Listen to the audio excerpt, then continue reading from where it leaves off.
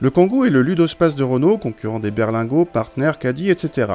S'il a déjà existé par le passé en boîte automatique, il reçoit pour la première fois la boîte d'essai à double embrayage, mais uniquement en association avec le bloc essence TCE 115. L'association DCI et EDC existe pourtant ailleurs dans la gamme, mais elle n'est pas proposée sur le Kangoo pour l'instant. La boîte d'essai impose au minimum la finition Zen, et notre modèle d'essai a droit à la parure haut de gamme Intense, reconnaissable de l'extérieur aux protections de soubassement satinées avant et arrière. A l'intérieur, la nouveauté vient donc du levier de vitesse bien placé en hauteur et qui a droit à un mode séquentiel.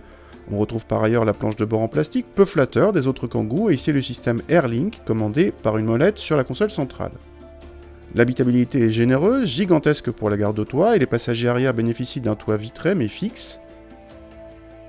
Le coffre atteint selon nos mesures 509 décimètres cubes, un score moyen pour la catégorie mais le seuil de chargement est très bas et la banquette arrière se rabat facilement pour dégager un plancher plat.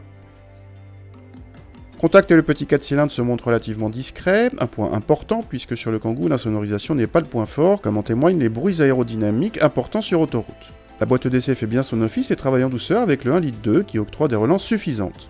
Le mode manuel ne se justifie pas vraiment sur cette auto sans aucune vocation sportive et dont la boîte est bien gérée en mode automatique. Côté châssis, pas de surprise, ce Kangoo prend du roulis et s'ouvre dès qu'on le brusque mais reste sain en toutes circonstances. L'arrivée de cette boîte double embrayage occasionne un surcoût de 1 500 €, non négligeable sur ce genre de modèle où le prix est normalement un atout. Notre modèle d'essai en finition haut de gamme dépasse ainsi les 24 000 €, tandis que l'entrée de gamme d'essai en finition Zen frôle déjà les 23 000 €. Or, le nouveau Scénic équipé du même moteur débute à 23 800 € avec un équipement déjà décent, une présentation nettement plus cossue et une partie châssis beaucoup plus aboutie. Mais si vous voulez une boîte d'essai sur le Scénic, il faut passer au diesel et là par contre c'est beaucoup plus cher, presque 30 000 €.